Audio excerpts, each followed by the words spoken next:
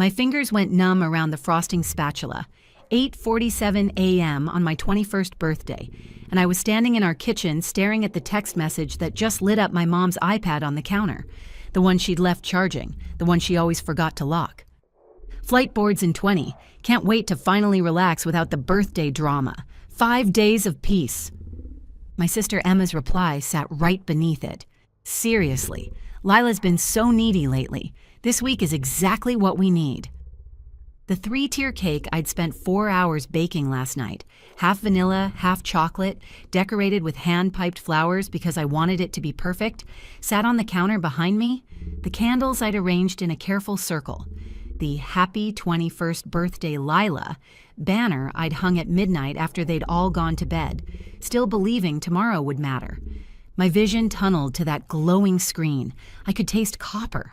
The kitchen lights seemed too bright, the silence too loud. Outside, I heard an engine start. Dad's BMW pulling out of the driveway at 8:48 a.m., exactly when my birthday breakfast was supposed to begin. They were already gone.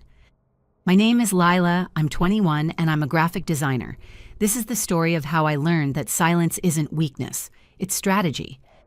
I stood there for exactly 3 minutes, watching that text thread, my breathing shallow and controlled. Then I did something I'd never done before. I screenshotted everything, every casual dismissal, every "she'll understand," every "just 5 days like my birthday was an inconvenience they needed vacation time to escape." The garage door was still open. I walked through it slowly, methodically, and saw what they'd left behind. My birthday card, still in its unopened envelope on the workbench. The gift bag from Aunt Susan that had arrived yesterday, shoved behind paint cans. Even the grocery list I'd written for my birthday dinner, Lila's favorites, crumpled in the recycling bin. I picked up that list, smoothed it out, folded it carefully, and put it in my pocket. Then I went back inside and started making calls. The first one was to Marcus Chen, my dad's business partner and the one person who'd always treated me like I had a functioning brain. "Marcus, it's Lila Carter. I need advice about something legal." His voice shifted from friendly to focused. "What's going on?" "Hypothetically," I said, my voice steadier than my hands, "if someone's been using another person's credit history without full disclosure, and that person wanted to protect themselves financially, what would be the first step?" Long pause. "Lila, is this about your parents?" "Hypothetically." Another pause. Then, "Come to my office. Bring documentation. We'll handle this properly." An hour later, I arrived at Marcus's office downtown, my folder of bank statements clutched against my chest. By 10 a.m., I was sitting in his conference room with printed statements I'd been quietly collecting for months, ever since I'd noticed my credit score dropping despite never missing payments. Turns out, my parents had been listing me as a co-signer on their business loans without telling me. My name, my liability, their spending. Marcus's face darkened as he reviewed the papers. "This is financial abuse, Lila. You could file charges." "I don't want charges," I said quietly. "I want separation. Clean, legal, permanent." He nodded slowly. "I can do that, but it'll take time." "I have 5 days," I said. "They're in Miami until Sunday night." Something shifted in his expression. Respect, maybe, or recognition. "Then we'd better work fast." What happened next wasn't dramatic. It was surgical. Marcus connected me with a financial advisor who walked me through every account, every authorization, every legal entanglement. By noon, I'd filed to remove myself as a co-signer on their business loans. By 2 p.m., I'd transferred my savings from our joint family account, the one they'd convinced me to open for emergencies, into a new account at a different bank. By 4 p.m., I'd changed my direct deposit information for my design freelancing work. The money they'd been casually borrowing from, gone. The credit line they'd been using for family expenses, frozen. The automatic payments I'd been covering without realizing, stopped. I didn't do it out of spite. I did it out of self-preservation. But I'd be lying if I said I didn't feel something shift inside me with every signature, every form, every, "Are you sure?" that I answered with an unwavering yes. That night, I sat in my childhood bedroom. The one with concert posters and art prints I'd designed, the one that suddenly felt like a museum of someone else's life. And I opened my laptop. For 2 years, I'd been building a portfolio of graphic design work, logos for friends' businesses, social media graphics, custom illustrations. My parents called it a hobby. My dad once said, "It's cute that you're creative, but you need a real career plan." I spent the next 6 hours setting up an online store. Premium designs, custom artwork, prints, professional, polished, priced fairly. By midnight, it was live. By 1 a.m., I had my first sale, a wedding invitation template to someone in Portland I'd never met. I stared at that payment received notification until my eyes blurred. Strangers believed in my work more than my own family did. The second day, I woke up to 17 orders. By afternoon, 32. I worked through the day in a haze of designing, messaging clients, packaging files. My phone buzzed constantly with notifications, and each one felt like oxygen. I barely ate. I definitely didn't sleep, but I also didn't cry.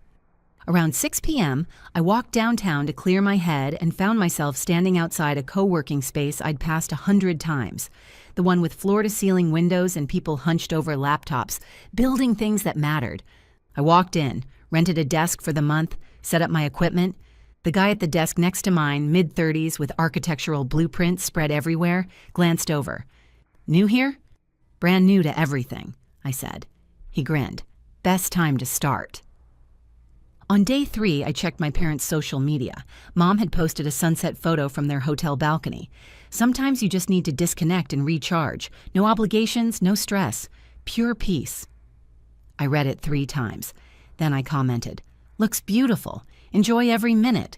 You deserve this break." I meant every word. They did deserve it. Because they were going to need that peace when they came home. Day 4, I got a call from the mortgage company. "Ms. Carter, we're calling about the missed payment on the Oak Street property." "I'm sorry," I said calmly, "but I'm no longer an authorized party on that account. You'll need to contact Robert and Patricia Carter directly." Silence. "But you're listed as the primary contact." "I was. I've withdrawn my authorization. The paperwork should be in your system by now." More silence. Then, "I see. We'll contact the other parties." "Perfect," I said. "Thank you for calling." I hung up and exhaled slowly. This was happening, really happening.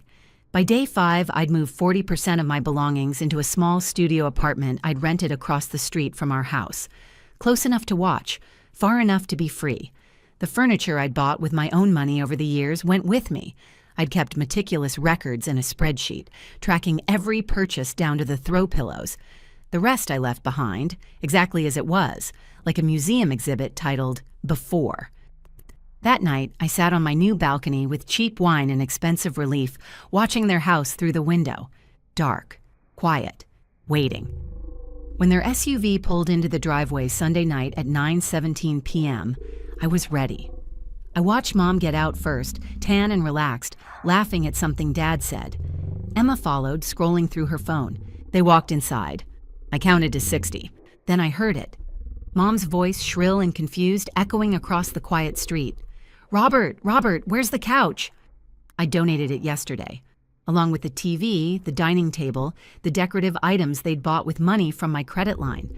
Every single thing I'd technically paid for, gone. Everything they'd bought themselves, still there. It was a small apartment, but I'd made it work. Dad's voice carried next. "What the hell happened here?" I took a sip of wine, waited. 10 minutes later, Mom appeared on the sidewalk, looking up and down the street like she'd been robbed. Then her eyes landed on my new apartment, on the familiar couch visible through my lit windows. Her face went white. She speed-walked across the street, heels clicking, and I buzzed her up before she could even ask. When the elevator opened, she stood there, breathing hard. "Lila, what did you do?" "I moved out," I said simply. "Happy birthday to me." You took our furniture." "My furniture," I corrected. "The furniture I've been unknowingly financing through the credit accounts you opened in my name." Her mouth opened, closed. "We were going to tell you about those." "When? After I graduated college?" Oh wait, that was 3 years ago. After I turned 21? That was 5 days ago, but you were busy. I kept my voice level, almost pleasant. Lila, you're being dramatic. Mom, I stepped closer. You left before sunrise on my birthday without saying goodbye. You group texted about how my birthday was drama you needed a vacation from. You spent 5 days posting about peace and freedom while I was here untangling myself from your financial mistakes. She went pale. You saw those texts? I saw everything. I pulled out my phone, showed her the screenshots. Every casual dismissal, every complaint about me being needy for wanting my own family to acknowledge my existence. For the first time in my life, my mother had no response. Behind her, the elevator dinged. Dad stepped out, face red. Lila, this is ridiculous. You think you can just steal from us? I didn't steal anything, I said calmly.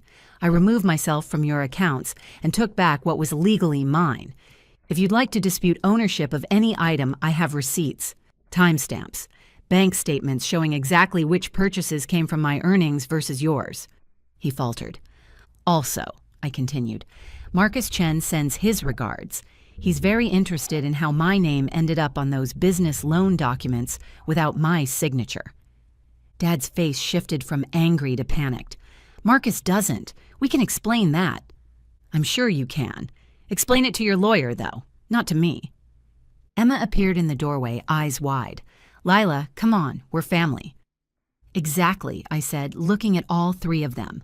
We're family, which is why you thought you could use me without asking, take from me without telling me, leave me behind without caring, because family means I'd always forgive you, right? Silence. I'm not asking for apologies, I said quietly. I'm telling you how this works now. My name comes off every account, every loan, every document. You pay your own bills, make your own decisions, build your own credit, and if you ever need something from me again, you ask, like I'm a person, not a resource. Mom's eyes filled with tears. Sweetheart, we never meant. Yes, you did. My voice cracked for the first time. You meant every bit of it. You just didn't think I'd notice. I walked to the door, held it open. Go home. Sit in your empty living room. Think about what you actually value. And when you're ready to treat me like a daughter instead of a credit score, you know where to find me. They left without another word. That night, I stood on my balcony watching their house. Lights on now, shadows moving behind curtains. 3 people who'd finally realized what they'd lost. I didn't feel victorious. I felt tired. But I also felt something I'd never quite experienced before. Free. My phone buzzed, a text from an unknown number. This is Marcus. Proud of you, kid. Let me know if you need anything. I smiled, typed back. I'm good, but thank you. For the first time in 21 years, I actually meant it.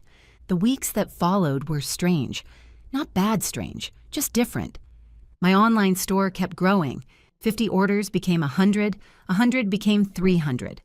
I hired a friend from design school to help with fulfillment. We worked from my tiny studio apartment, shipping packages and laughing about how we used to dream about this exact moment. Within 3 weeks, Marcus confirmed that all my financial entanglements were officially severed. Every account closed, every authorization revoked, my credit file clean. My parents had to scramble to cover the mortgage themselves and refinance their business loans without my name attached. My parents tried texting. Small things at first. Hope you're well. Saw your website. It looks nice. I responded politely but distantly. Thank you. I'm doing fine. Emma tried harder. She called one Tuesday afternoon. Can we get coffee? I hesitated. Why? Because I miss my sister. The next day, we met at the coffee shop downtown, the one with overpriced lattes and terrible Wi-Fi. She looked different, smaller somehow, less certain. I'm sorry, she said before I even sat down. I'm sorry for the texts, for being part of that whole thing. Which thing? I asked, not unkindly. The birthday thing? The Lila's so needy thing? The years of treating me like I was invisible? She flinched. All of it. I sipped my coffee. What changed? You did. She looked at me directly. You stopped waiting for us to notice you and just built your own life. And it's kind of terrifying how well you're doing without us. That's what happens when you stop waiting for permission to exist, I said. She nodded slowly. Mom's a mess. Dad won't admit it, but he's scared you'll actually press charges. I won't, I said. Not because they deserve mercy, but because I'm done carrying their weight. Can I ask you something? Emma's voice was quiet. How did you know? About all the financial stuff? I didn't. Not until I looked. I met her eyes.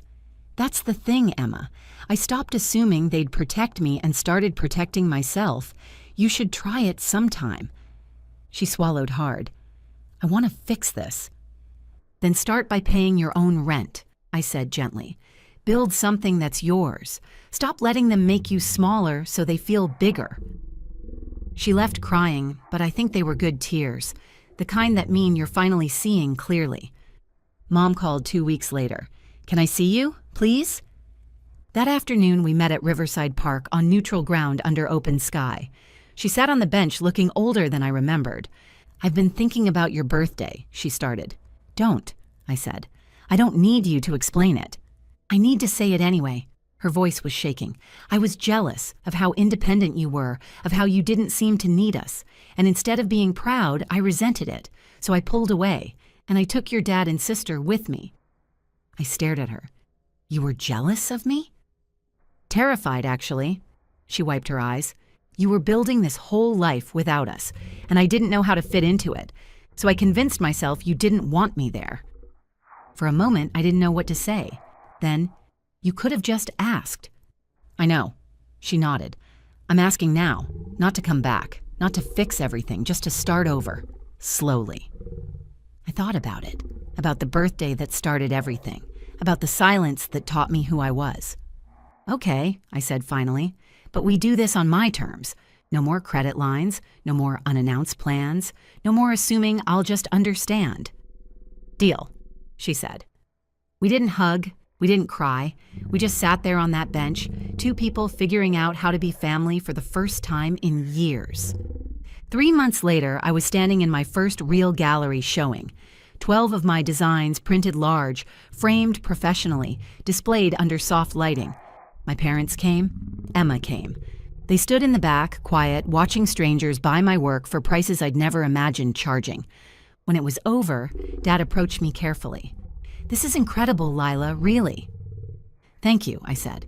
I should have said that years ago, he admitted. I'm sorry I didn't. He hesitated, then added quietly, Marcus helped me sort out the loan situation. I paid penalties to get your name removed properly, and we restructured everything. It's done now, clean. I looked at him. This man who'd spent my whole life telling me to be practical, be realistic, be smaller. You can start saying it now. He nodded. I will, I promise. That night, back in my studio apartment, bigger now, filled with art and plants and evidence of a life I'd built from scratch, I stood at my window looking at their house across the street. The lights were on. They were home. But I was home too, and this time I'd built it myself. My phone buzzed, an order notification, then another, then a message from a gallery in New York asking about representation. I scheduled a call with them for next week, my calendar suddenly full of possibilities I'd created on my own terms. I smiled, closed my laptop, and whispered to the quiet apartment, Happy birthday to me. It was February now, 4 months since that morning, 4 months since everything changed, and I'd never been more sure of who I was. Before you go, here's a quick bonus for sticking around. If you love learning and growing like I do, you need to try audiobooks. I've got an exclusive deal with Audible. Your first month is completely free. That's access to over 500,000 titles, zero cost to you. All the details are waiting in the description. Don't miss this one.